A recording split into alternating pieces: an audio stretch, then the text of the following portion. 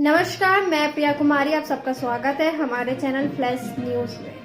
कृषि कानून के खिलाफ दिल्ली के गाजीपुर बॉर्डर पर किसान पिछले 2 महीने से आंदोलन कर रहे हैं, लेकिन 26 जनवरी के मौके पर राजधानी में हुई हिंसा से किसान आंदोलन कमजोर पड़ गया था। गाजियाबाद प्रशासन ने किसान नेताओं को धरना खत्म करने का अल्टीमेट दे रखा था। गाजीपुर बॉर्डर पर पुलिस और फोर्स की मौजूदगी इस ओर इशारा कर रही थी कि किसानों का आंदोलन किसी भी समय खत्म हो सकता है। इसी बीच भारतीय किसान यूनियन के नेता राकेश टिकैत ने कहा कि वह आत्महत्या कर लेंगे लेकिन आंदोलन समाप्त नहीं करेंगे और फूट फूट कर रोने लगे। राकेश टिकैत के निकले आंसू ने पूरे माहौल को एकदम से बदल दिया और बोरिया बिस्तरा समेट रहे किसानों ने फिर से डेरा जमा दिया। किसान, पुलिस या सरकार, दिल्ली में उपद्रव के लिए आखिर कौन जिम्मेदार?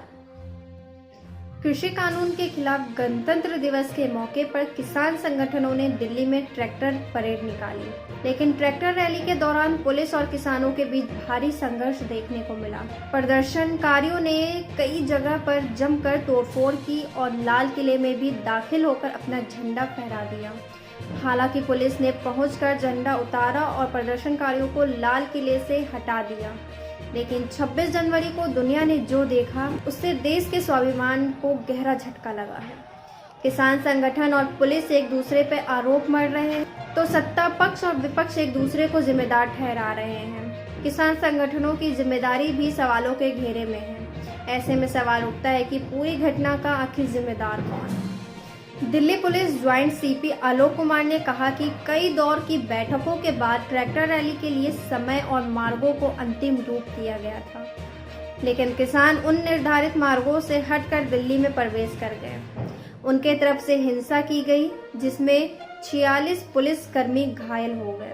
वहीं भारतीय किसान यूनियन के प्रवक्ता और किसान नेता राकेश ने घटना की निंदा करते हुए पूरे मामले के लिए दिल्ली पुलिस को जिम्मेदार ठहराया है। उन्होंने कहा कि पुलिस की ओर से जो निर्धारित रूट दिया गया था, ट्रैक्टर मार्च उसी रूट पर शुरू हुआ, लेकिन चिन्हित जगहों पर बैरिकेड न लगाकर किसान यात्रा को दिग्भ्रमित करने का प्रयास किया गया। इसी का नतीजा हुआ कि ट्रैक्टर सवार भटक कर दिल्ली की तरफ चले गए। बीजेपी प्रवक्ता व राज्यसभा सांसद सुधांशु त्रिवेदी ने कहा कि किसान संगठनों ने किसी भी नियम का पालन नहीं किया। जिन शर्तों पर उन्हें ट्रैक्टर रैली निकालने की पुलिस ने इजाजत दी थी, प्रदर्शनकारियों के साथ कोई किसान नेता नेतृत्व करता नहीं दिखा। किसान नेता पूरी तरह से मैदान छोड़कर भाग गए और उपद्रवियों ने हाईजैक कर लिया। पुलिस ने पूरी तरह से संयम बरता कि कोई निर्दोष न मारा जाए। वहीं बीजेपी प्रवक्ता गौरव भाटिया ने भी पुलिस के संयम की तारीफ की। पुलिस ने उपद्रवियों को क्यों नहीं रोका? इस सवाल पर गौरव भाटिया ने कहा कि इसके लिए पूरी तरह से किसान नेता जिम्मेदार थे। इसके जिम्मेदार विपक्ष के नेता भी थे।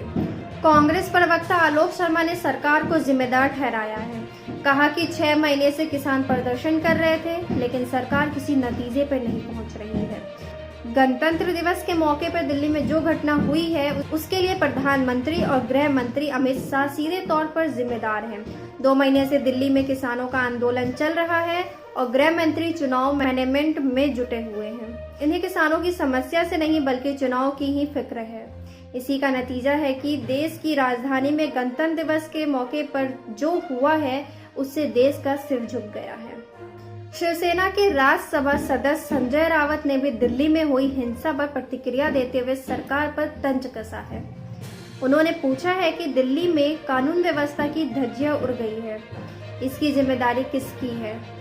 अब इसके लिए किसका इस्तीफा मांगा जाना चाहिए? सोनिया गांधी, ममता बनर्जी, उद्धव ठाकरे, शरद पवार कहते हैं कि दिल्ली में जो कुछ भी हो रहा है, इसकी जिम्मेदारी किसी न किसी को लेनी पड़ेगी।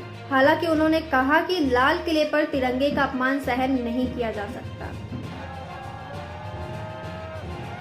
अब इसका जिम्मेदार कौन? हमारे विपक्ष सवाल उठा रहे हैं। बैठकर सवाल उठाना आसान है, लेकिन उसे करना उतना ही मुश्किल। बात करें कि अगर आपके बच्चे जिद करेंगे मुझे कुछ चाहिए, बहुत जिद करते हैं कि मुझे चाहिए, क्या आप उस टाइम उनकी जिद पूरी करते हैं? या कुछ जिद बच्चों की ऐसी होती है जो उस टाइम पूरी करने वाली नहीं होती है, कुछ समय बाद पूरी करने वाली होती है। तो क्या आप वो जिद उसी टाइम पूरी करते हैं या कुछ समय बाद पूरी करते हैं? बात करें पुलिस कर्मियों की, तो ये हमेशा से होता आया है कि जनता अपने पुलिस पर हमला करती है। पुलिस संयम रखती है कि वो निर्दोषों पे हाथ ना उठाए, लेकिन हमारी देश की जनता पुलिस पर हाथ उठाती है। आज इसी वजह से हमारे देश के 46 पुलिसकर्मी घायल हैं और कुछ पुलिसकर्मी हॉस्पिटल में एडमिट हैं।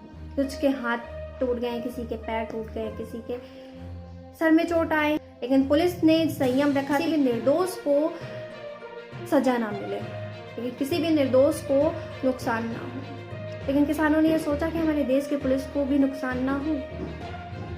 खैर, हमारी देश की जनता ऐसे ही है। बात करें किसानों की, तो किसानों का आंदोलन सही था, किसानों की रैली, ट्रैक्टर रैली सही थी, लेकिन किसानों ने जो झंडा फहराया वो गलत था, क्योंकि इससे तिरंगे का अपमान है, हमारे देश का अपमान है।